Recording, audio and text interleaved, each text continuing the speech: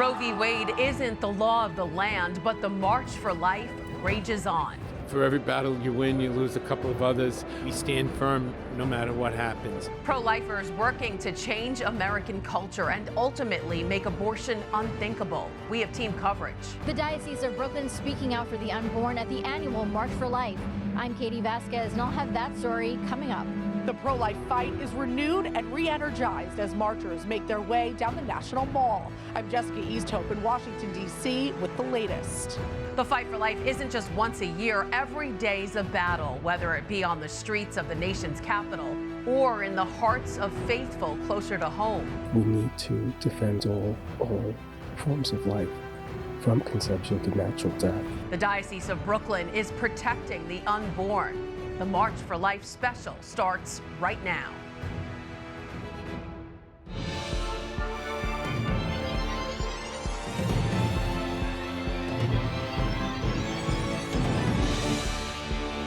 They fought for life state by state, but in Washington, D.C., the pro-life movement went national as tens of thousands gathered to march for life and step towards a brighter future. The pro-life movement is gaining traction as President Donald Trump and Vice President J.D. Vance both gave messages of hope at this year's March for Life. Hours before that, cheering them on from thousands of miles away was the first American Holy Father who encouraged their efforts for the unborn. It's energizing the marchers on the National Mall, especially those from the Diocese of Brooklyn who feel optimistic about the fight ahead. Curtis News' Katie Vasquez joins us now from the route to tell us more about it. Hi, Katie. Hi, Christine. Hundreds of thousands of people have poured into the nation's capital, united in their message. They're demanding lawmakers protect the unborn and mothers, especially in states like New York, which is considered the abortion capital. I caught up with parishioners from the Diocese of Brooklyn who made the trip down to protect the right to life. Crowds gathered on the National Mall to be a voice for the voiceless, the unborn. Pro-lifers traveling to D.C. from all over the country, including the Diocese of Brooklyn. I go every year and I go with my group, and this really means a lot to me as a Catholic. The tens of thousands of people were pumped up before the march with a rally that included a message from the Holy Father, the first American Pope, Pope Leo XIV, encouraging their steps because he walked them when he was in college. The crowd also heard comments from the President and Vice President of the United States. We have made unprecedented strides to protect innocent life and support the institution of the family. We cannot be neutral. Our country cannot be indifferent about whether its next generations live or die. Marisa D'Alessio understands the gift of life. The Brooklyn parishioner was born premature and defied the odds by doctors that she could have no brain function or could die. My mother and all the nurses lit candles for me and were praying for me, and I had a miraculous recovery. Nurse and midwife Amelia Knowles wanted to advocate for life as she witnesses the birth of countless babies for decades. If you look at the cardinal classic movements of a baby, genuflects to the Lord as they are being delivered out of their mother's womb. And that is a gift I get every single time. While Roe v. Wade was overturned, many say the fight continues as assisted suicide and other legislation is pushed through. That it has to be fought now on a state level and even a city level many times, because lives are still being taken by abortion. Sometimes it can get a little discouraging. You feel like you take a step forward and then 2 steps back. We saw that in New York with the assisted suicide bill. All the things that we said would probably happen once that culture of death entered into society are certainly unfolding. But when you are at prayer like this, you realize that there's a greater power at work. Organizers say even with wins like Roe v. Wade being overturned, they will continue to march until people consider abortion unthinkable. Christine? Now, Katie, you've been down there for the past 3 years. How does this year's march compare? Well, the weather has definitely been a lot warmer than in years past, and I think that's brightened the spirits and the energy of a lot of the people here. I saw a lot of people that were excited to be here, particularly from the Diocese of Brooklyn. I even saw some new faces among the crowd that decided that this year they wanted to come down and be a part of this. Yeah, you spoke with parishioners. What lessons do they plan to bring back to the diocese after this march? Well, a lot of them said they just want to continue that momentum, you know, putting that message out there to protect life, to protect babies and the unborn. And they said that they hope that they can take these messages back to their parishes and tell people who maybe were not able to be here at the march, or maybe have not been fully, you know, ingrained in the pro-life movement. So they hope to really get people excited and get more people involved from the diocese. So hopefully there'll be even more faces for next year. Christine? Sounds good. All right. Thanks, Katie. Thanks, Christine. Some parishioners from the Diocese of Brooklyn made the journey to the nation's capital early in the morning. Blessed is the fruit of thy womb, Jesus.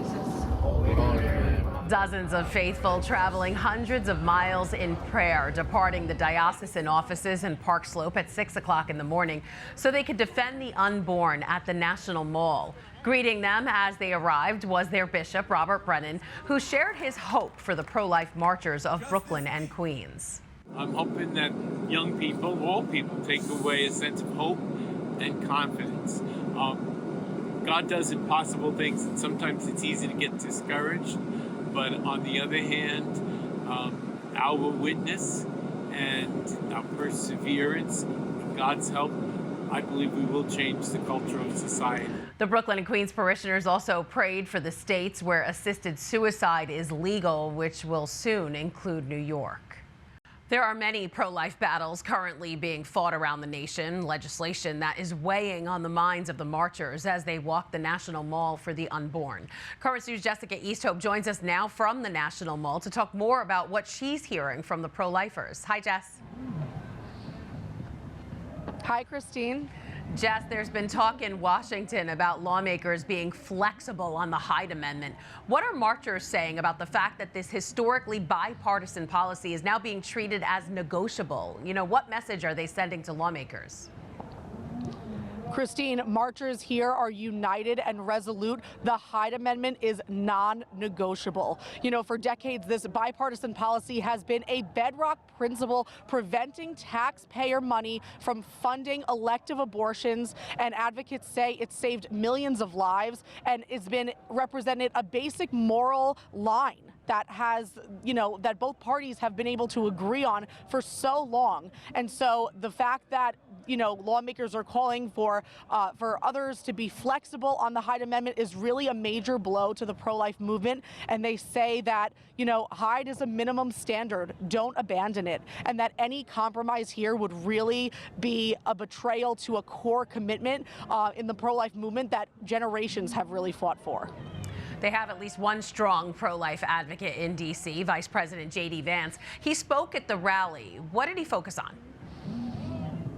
Yeah, Christine, J.D. Vance was a welcome voice here today, and he did focus on the theme of this year's March for Life, that every life is a gift. And, you know, in his remarks, he focused on the joy and the blessing of defending the unborn. And he also stressed a benchmark that national success isn't just about economics, it's not about numbers, it's not about policy, but whether families can thrive and raise children in a healthy and happy environment. He highlighted specific policies like expanding the child tax credit, and that Trump-supported child bank account that has been huge in recent months.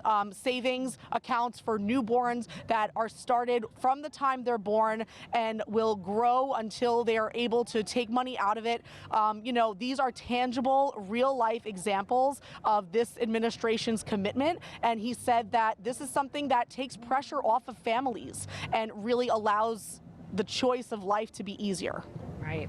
Results of the 2025 Knights of Columbus Marist poll just came out. It shows a majority of Americans, 67%, continue to support placing legal limits on abortion. It also shows 84% support pregnancy resource centers. That seems to be the focus of the movement, helping moms in need and changing people's minds about the procedure, right? Right, and for Christine, you know, for the pro-life advocates here, the results of the Marist poll are really very encouraging, because what it is a reminder that support for moms and support for families has always been and still is at the core of the pro-life movement. You know, that support, as we know, comes in many different forms. It could be helping moms with diapers, it could be help with ultrasounds, counseling, housing, employment services, and so they want to be able to allow moms to choose life without fear. And, you know, it's a moment for hope. It's a moment of hope here for advocates. And they march to, you know, to hope for a future that's fewer abortions and more support for families. That's what they're trying to build. Absolutely. All right. Thanks, Jess. We'll see you back here in Brooklyn. Thanks, Christine. But hours before they marched on the National Mall, pro-lifers gathered together in prayer at the National Vigil for Life.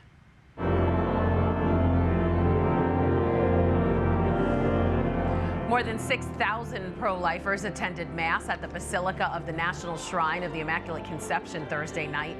Bishop James Conley of the Diocese of Lincoln, Nebraska, celebrated the Mass. In his homily, he spoke directly to young pilgrims and talked about building a culture of life in a post-Roe America. Brooklyn Bishop Robert Brennan was at the vigil and said regardless of policy changes, the pro-life movement stands firm on the sanctity of life. I think the devil's tool is discouragement. For every battle you win, you lose a couple of others. There's something else that's happening. And maybe in some ways, our case becomes stronger because we stand firm no matter what happens. A lot of people had asked, like, what about after Roe versus Wade was reversed? What is the sense of marching anymore? But we have to continue marching until abortion is unthinkable. Trying to retrieve something of the moral sensibility that we've lost through the regime of abortion on demand. And so they follow closely the developments in Washington, and I think they're encouraged by efforts to protect the Hyde Amendment and other legal means of protecting the life of preborn children. Following the Mass, there was a national holy hour for life, and the prayer didn't stop there. The vigil continued overnight with Eucharistic adoration and holy hours, building momentum for the march. Ahead of the march, there was a pro-life win for the nation. The National Institutes of Health, or NIH, announced Thursday that human fetal tissue taken from elective abortions can no longer be used in any research. The government has funded research involving fetal tissue for decades, including ways to fight HIV, cancer, blindness, and birth defects. The NIH says the decision is about advancing science by investing in breakthrough technologies more capable of modeling human health and disease. Meantime, the fight for life continues in New York, but after more than a decade in court, a win for those who believe life starts at conception. New York has recognized Catholic and other religious organizations as eligible for a religious exemption from state-mandated abortion coverage. The case challenged a law that excluded ministries serving people of all faiths from claiming the exemption. Twice, the U.S. Supreme Court sent the case back to state courts, citing religious liberty precedents. A settlement reached this week finally granted the exemption to Catholic dioceses, charities, and several other religious groups. In the Diocese of Brooklyn, there are a number of places available to help mothers in need. There are currently 2 pregnancy centers, the Life Center of New York on 5th Avenue in Brooklyn and the Bridge to Life in College Point, Queens.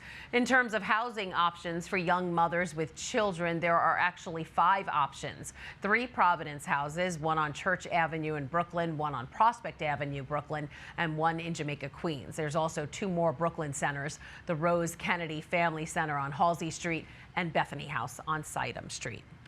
The fight for life continues even after the march is over.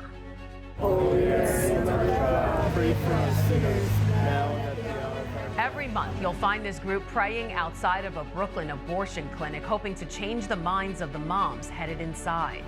Plus, the woman those prayers couldn't reach, who now uses her painful past to help others.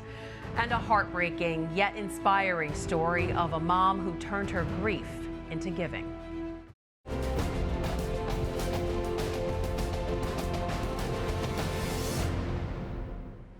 The Diocese of Brooklyn is committed to defending the unborn, not just at the March for Life, but throughout the year. Once a month in Brooklyn Heights, a group can be found praying outside of an abortion clinic, hoping they can change the hearts and minds of the women going inside. Currents News' Katie Vasquez spoke to them ahead of the demonstration in D.C.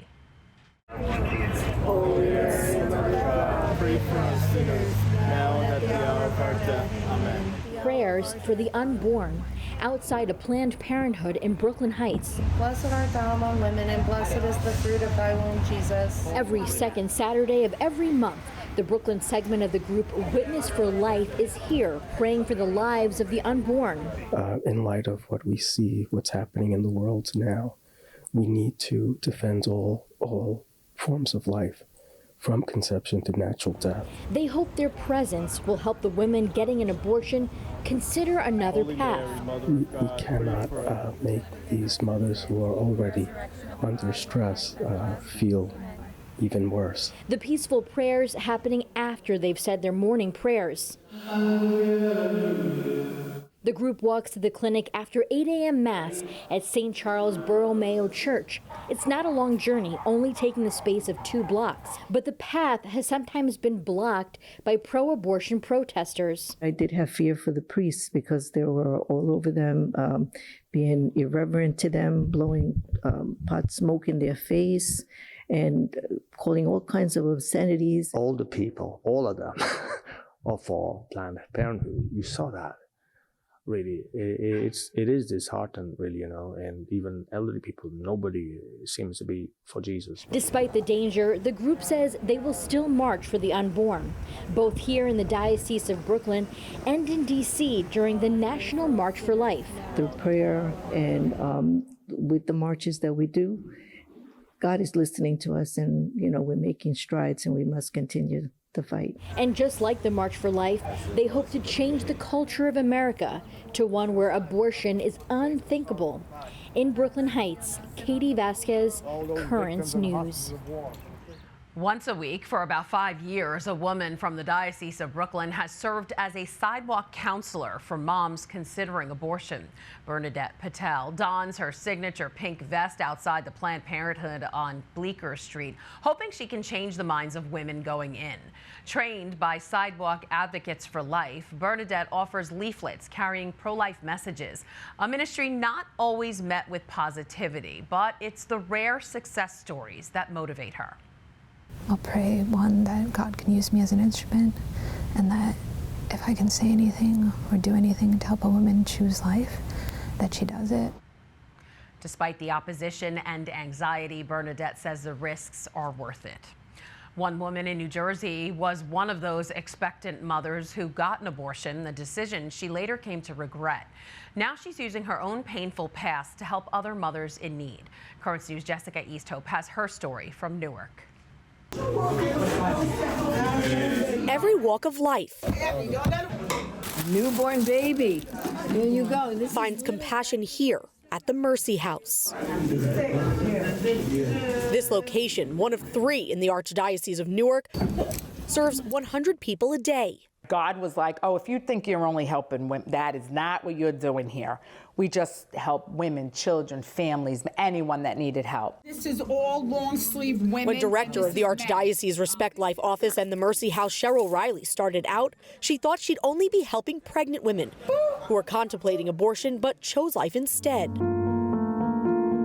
Women who made the decision she was too afraid to make 40 years ago. They gave me like a paper receipt. And I remember just thinking like years later, like I received a receipt that day in exchange for my baby's life. My fear was greater than my faith. On May 30th, 1985, a 19-year-old Cheryl ended the life of her unborn child.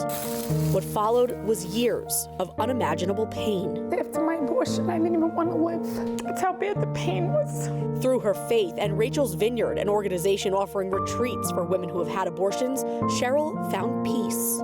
On Rachel's Vineyard, we asked God to reveal the sex of the baby. I didn't even have to think about it. The name Christina came to me. And that's what really helps you heal, is when you put a name. It's your child. Out of her healing came a new life.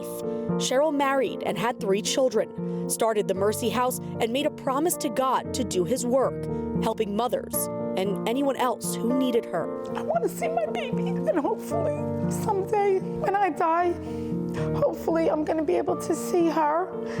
And that's what I want. And I know I'm not going to be able to do that unless I make it right here. Cheryl thinks of all the things Christina never got to do. So this is how she honors her every day. In Newark, Jessica Easthope, Currents News. We have more inspiring pro-life stories headed your way. Meet the McGarrity's, this family of 10, a powerful witness to the value of every child. Plus the mother who turned her heartbreaking loss into a legacy of life. We'll be right back, but first we ask the question, how can you choose life?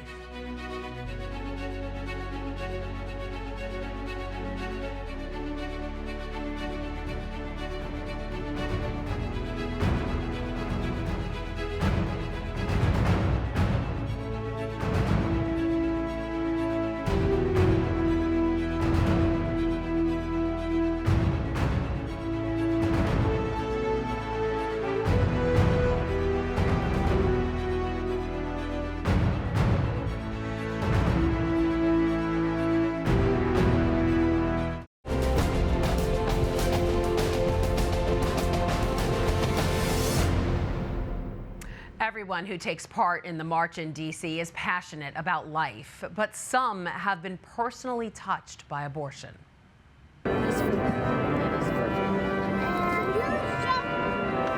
Meet the McGarrity family from Denver, Colorado, who brought up the gifts during the National Prayer Vigil for Life at the Basilica of the National Shrine of the Immaculate Conception.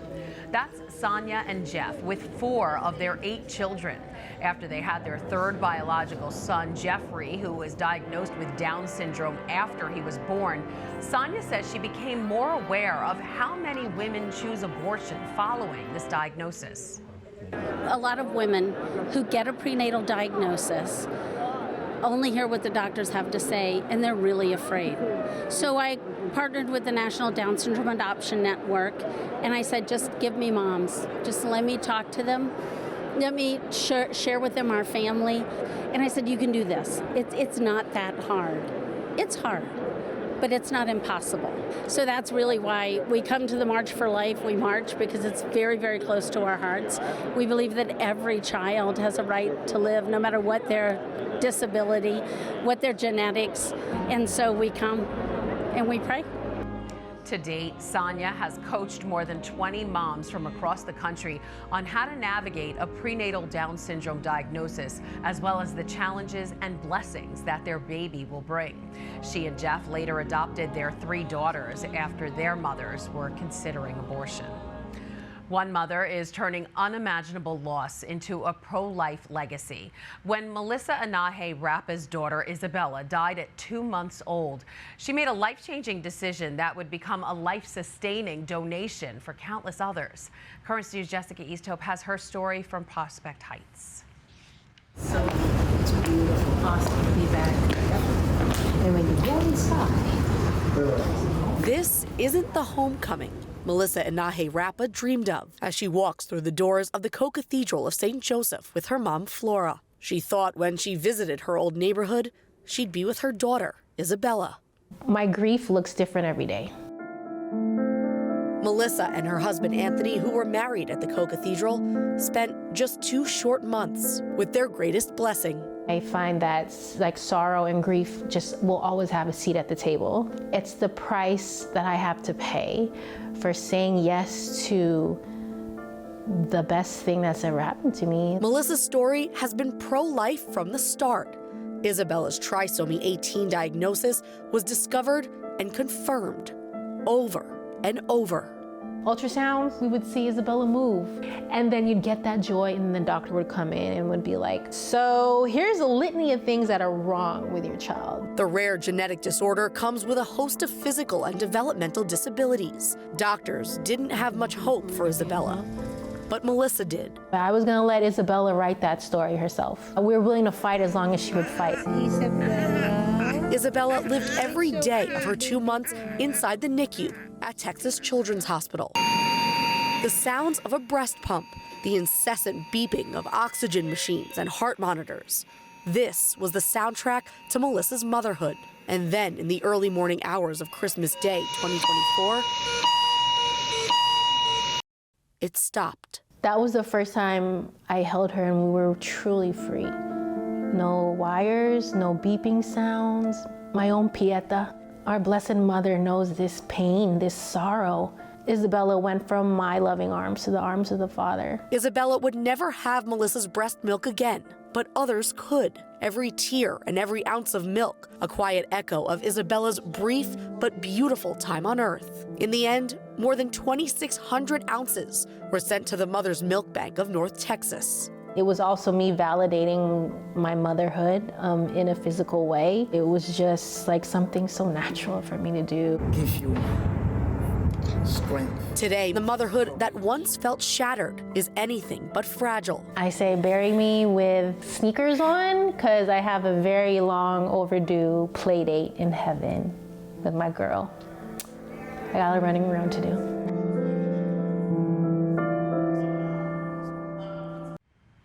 Again, that was Jessica Easthope reporting. That is this special edition of Currents News. I'm Christine Persichetti.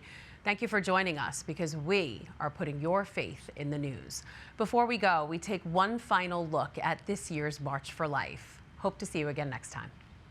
So give me faith like Daniel in the lion's den. Give me hope like Moses in the wilderness. Give me a heart like David would be my defense, so I can face my giant with confidence. You took a shepherd boy and made him a king. So I'm gonna trust you and give you everything. I'll be a conqueror, 'cause you